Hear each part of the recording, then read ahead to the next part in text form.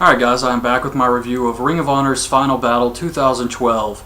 And I really liked this show. That was an awesome main event. Some really good matches on this entire show. There were a few matches I didn't really care too much for, but they were still good. And overall, just a really fun pay-per-view. I was very happy with this. I consider this one a success in my opinion. The stream was perfect. No problems at all. So whoever they got to do this, they need to keep for all the future shows because this one ran really smooth and was great quality. But anyways, the show starts off and Caleb Seltzer is on commentary with Kevin Kelly. Now Kevin Kelly was supposed to get this new broadcast partner. They didn't tell us who it was, but for some reason they couldn't make it.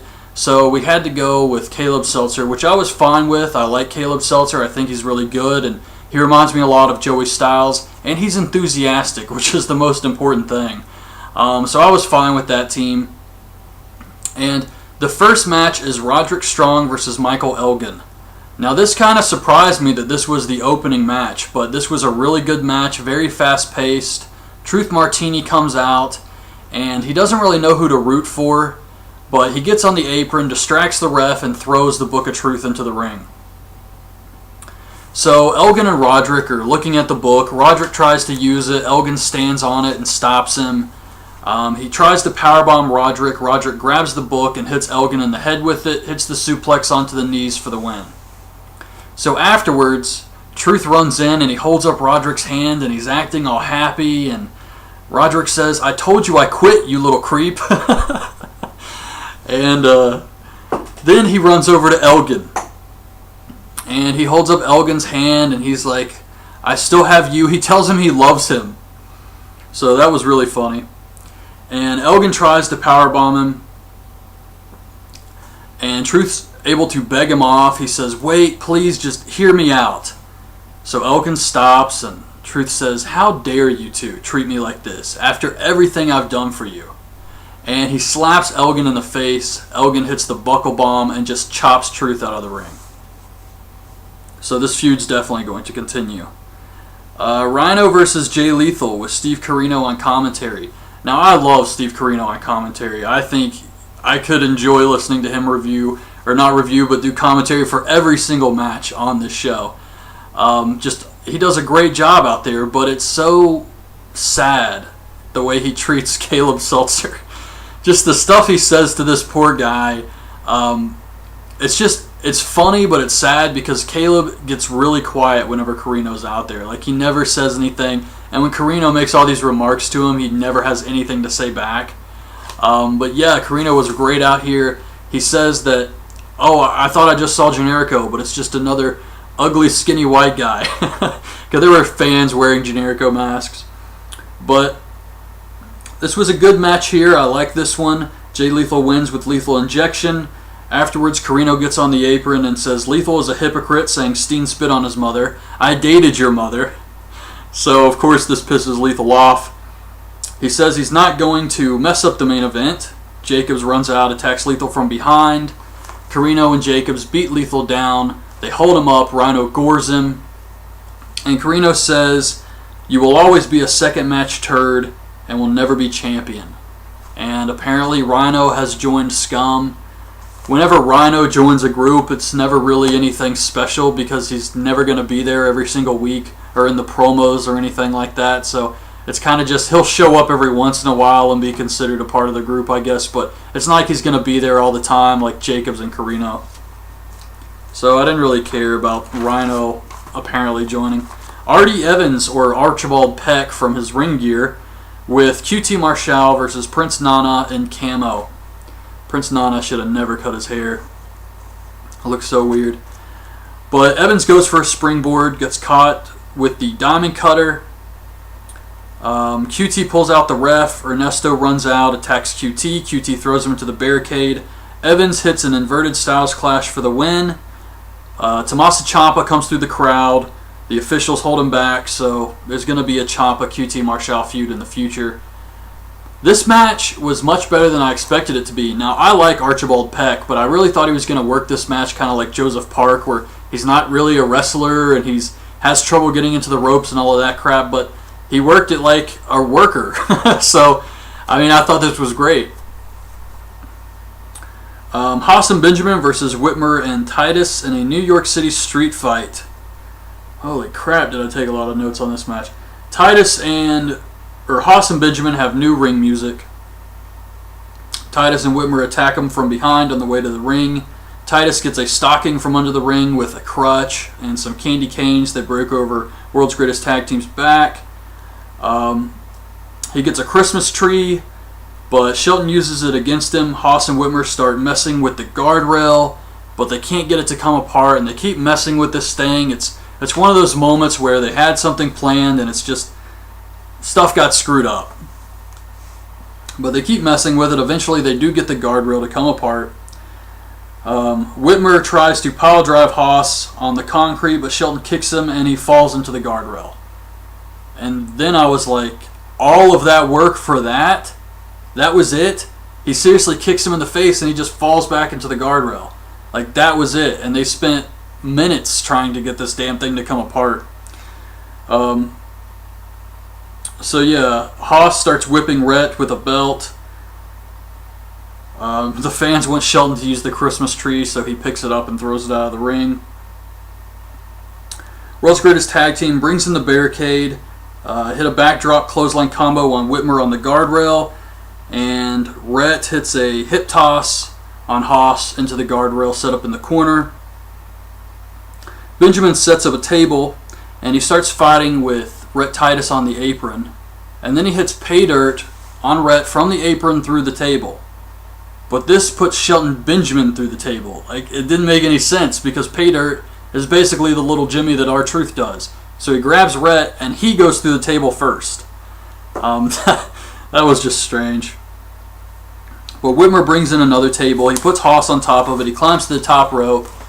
And Charlie Haas runs up, hits the belly-to-belly suplex. And BJ Whitmer crashes head first through this table. Haas covers him, gets the win. But man, this was sick as hell. Just a really scary spot. Because he hits the belly-to-belly. So you have Whitmer coming off the top. And he lands head first right through the table. And officials came out to check on him and everything. But yeah, it was a pretty scary spot because he really just dropped right on his head. I'm not sure what happened. He was trying to turn his body in midair or something, and just all of the weight came down onto his neck. But they said later on that they gave like an update and said he left under his own power and he refused medical attention, so I assume he's okay. Jerry Lynn versus Mike Bennett. This match, it was okay, I guess. I like Jerry Lynn. I really do. It's his last match in Ring of Honor. But I gotta be honest, this was just okay at best. I didn't really care much for it. Brutal Bob Evans throws in a chair. Lynn TKOs Bennett on top of it, but he kicks out. Maria gets on the apron. He grabs her. She pulls his head down across the top rope, and Mike Bennett hits the box office smash on Jerry Lynn for the win. Afterwards, Jerry Lynn DDTs Maria and hits the cradle pile driver onto Mike Bennett. So they leave, and Jerry Lynn thanks the fans. He thanks Kerry Silk, and he puts over Ring of Honor. And Nigel McGuinness and all the wrestlers come out. Nigel talks about facing Jerry Lynn and how he would always get the biggest pops. He gives him a plaque. I really liked this. It was a great moment. It was a great thing Ring of Honor did here for Jerry Lynn. Lynn thanks the fans one more time, and everybody leaves, except for Nigel, who stays in the ring, and then Jay Lethal comes out, stops Nigel from leaving, and he says, "What's going on here? Scum attacked me earlier, and the new enforcer is up here handing out awards like it's the VMAs." So he's pissed off. He says he's tired of being screwed by Ring of Honor. Steen spit on his mother. He wants his match, and if Nigel's not going to give it to him, he's going to take it. So Nigel refuses to give in to Jay Lethal here. Lethal spits on Nigel. Nigel pushes him into the corner. Officials come out to break it up, and they kick Jay Lethal out of the building. And he's never to be seen again. I know he said he was coming back for the main event, and it just doesn't happen, so I guess this is a way to get rid of Lethal. Mike Bondo comes out on crutches. He throws them down and says he doesn't need them anymore. Fish and O'Reilly come out. Fish says he heard that There's not going to be an American Wolves reunion tonight, and since Davey Richards is going to face them in a handicap match, it only makes sense that he has someone who's handicapped like Mondo as his partner. So they start messing with Mondo. O'Reilly trips him, starts kicking him. Davey Richards runs out to make the save. They beat him up, and Eddie Edwards comes out. O'Reilly and Fish hold up Davey Richards like Eddie Edwards is going to join them, and he super kicks Bobby Fish. The American Wolves start beating them up. They throw him outside and hit dives on him, starting the match. Really good tag match here. Just awesome job by all four of these guys. All four of these guys are great workers, and they really showed that tonight. I mean, it was quite an amazing match. I think Fish legit hurt his knee, though. He hits a moonsault on Eddie Edwards, and he just starts kind of being really protective of the knee, and he's not doing as much anymore. And Davey Richards kind of throws him to the outside. And after the moonsault, that was pretty much it for Bobby Fish. Davey Richards and Eddie Edwards just start to murder Kyle O'Reilly. Powerbomb into a backstabber. Eddie gets him in the single leg Boston Crab. Richards double stomps him, and Eddie just starts kicking him in the back of the head. The referee calls it. Kyle O'Reilly's out, so the American Wolves win the match. But this was definitely one of the best matches on the show. I would say my favorite match was the Ladder War, of course, but this was probably number 2. And I really liked the street fight with BJ Whitmer, Rhett Titus, and World's Greatest Tag Team. I thought those guys did a hell of a job in that match. And even with the whole barricade crap where they're messing around with the guardrail or whatever, I still thought they really did a good job here. So Adam Cole versus Matt Hardy. Hardy gets massive heat. Kevin Kelly actually says he's overwhelmingly hated. Hardy hits 5 side effects in this match. 5 of them. Cole hits Hardy with the Twist of Fate. Cole hits Hardy with the Florida Key on the outside. That was pretty sick. He rolls him in, but Hardy kicks out. Hardy hits the Twist of Fate, but Cole kicks out. Hardy pulls the ref shirt over his head and kicks Cole in the balls, gets him in a small package for the win. So, Matt Hardy will be in Ring of Honor for at least a little bit longer to feud with Cole. Caprice Coleman, Cedric Alexander versus the Briscoes versus Jimmy Jacobs and Steve Corino for the tag titles. I thought this was a pretty good match here. It was pretty fast-paced with these 3 teams going at it. I like the Briscoes' new beards too. They're growing these crazy beards, and it's awesome. Jacobs holds the ref while Corino hits Cedric with a roll of quarters, but he kicks out. Briscoes hit Doomsday Device on Jimmy Jacobs for the win. New tag team champions. Jay says they did their part, and now Generico has to beat Steen, and they'll finally get rid of SCUM. Jay says that they're sending an open invitation to any team in the world who wants a shot at the titles, but the first team they're going to give a shot to is Caprice and Cedric. And that was it. I like the Briscoes. I'm a big fan, but I didn't really think they needed the titles here. I'm not sure why they put the belts on the Briscoes. They're 8-time tag champs now, and I don't know. It's just one of those things where SCUM had the titles. They're doing this whole angle where they're trying to take over Ring of Honor, and it just doesn't make sense to take the belts off of SCUM right now and put them on the Briscoes, who are going to be over whether they have the titles or not. So that didn't really make any sense to me, but I guess we'll see what happens. So Ladder War with Steen and Generico for the world title. Steen destroys Generico in this match. And it's not just the bumps they're taking on the ladders. It's the little things, like when Steen would grab a ladder from under the ring and throw it in, and it just kind of cracks Generico in the side of the head. He did that a lot of times. So it was just kind of little things like that. But yeah, he just destroys Generico. Steen sets up a ladder between the barricade and the apron. He puts a table on top of this. He tries to powerbomb Generico. Generico backdrops him over the top rope, through the table onto the ladder. Generico suplexes Steen onto a ladder. He lands right on his neck. These guys really gave it their all here. Generico has the officials bring him a giant ladder he sets up. Steen F5s him through a table. They have the 2 giant ladders set up in the ring. Steen puts a little ladder in the middle. He powerbombs Generico onto it. Generico hits a package pile driver onto Steen. And Steen puts another ladder in between the giant ladders. So you have this structure here that's 2 giant ladders on the side. And then a little ladder in between and another little ladder in between. This was just crazy. So they start climbing to the top. And they're standing on this thing. And Steen's a big guy, and these ladders have no give whatsoever while he's standing on them. And they get to the top of this, they're standing on the second little ladder, and he package pile drives Generico through this, and the ladder just gets crushed. This was crazy shit right here. And Steen climbs to the top of the ladder, grabs the title, still Ring of Honor champion. And that's how it ended.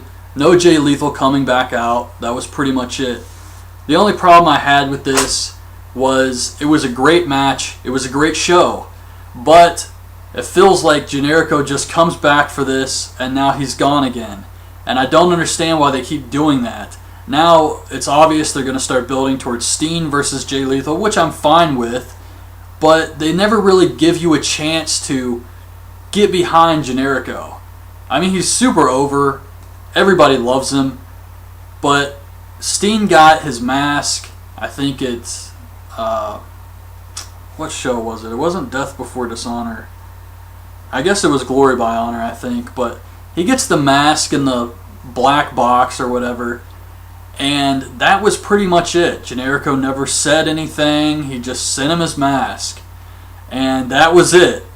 The biggest show of the year is Steen versus Generico, and it felt really hard to get behind it.